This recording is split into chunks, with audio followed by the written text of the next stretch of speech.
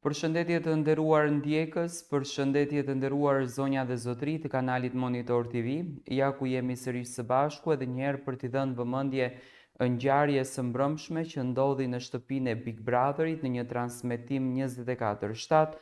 Banori Josefin Marku goditi me shuplak banorin Besar Kelmendi, apo i njohur si Gjesti. Pas incidentit të ndodhur në mbrëmjen e djeshme në spektaklin e Big Brother VIP Albania, ku konkurenti Josefin Marku goditi fizikisht Besar Kelmendin, i njohur si Gjesti, policia e Tiranës ka dalë me një reagim zyrtar. Në deklaratën për mediat, policia bën me dije se ka nisur procedimin penal në gjendje të lirë ndaj Josefin Markut, 29 vjeç.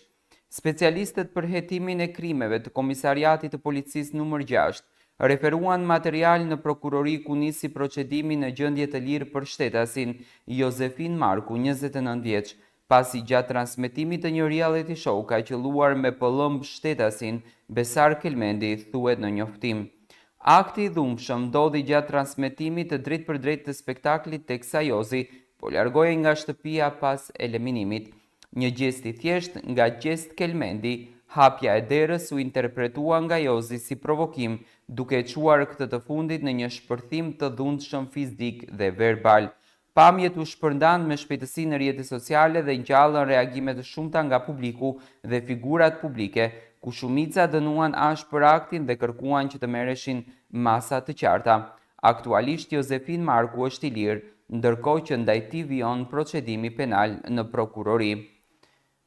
Do me thënë, Jozi nuk është në paraburgim si që thuhej, Jozi është liruar nga policia e Tiranës, ka qenë në policinë më të afërt pranë godinës së Top Channel dhe ndaj tij po punohet procedimi penal. Do me thënë, nuk është liruar plotësisht, është thjesht është liruar që të punohet në liri. Unë shpresoj që të merren masa dhe të mos ndodhin kur më fenomene të këtilla dhe ngjarje të këtilla në shtëpinë e Big Brotherit, sepse është e turpshme për një media kaq të madhe si Top Channel që të promovoj ngjarje dhe fenomene të këtilla. Do me thënë, sipas deklaratës që Jozi ka dhënë në polici, Jozi e ka quajtur provokim nga ana e Gjestit çeljen e derës dhe për këtë gjë edhe ka goditur me shuplak. Të paktën me këtë lloj deklarate ka dalur policia, edhe pse unë mendoj që pa marrë parasysh hapja e derës ka qenë një fenomen që ka ndodhur gjithmonë në Big Brother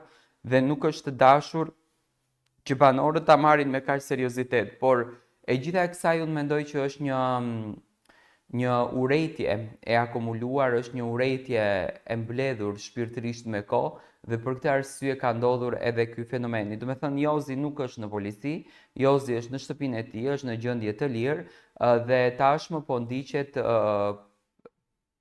e gjithë procedimi që është hapur për të dhe do të merren masa me patjetër nga policia e Tiranës. Ky është komunikimi zyrtar i policisë së Tiranës.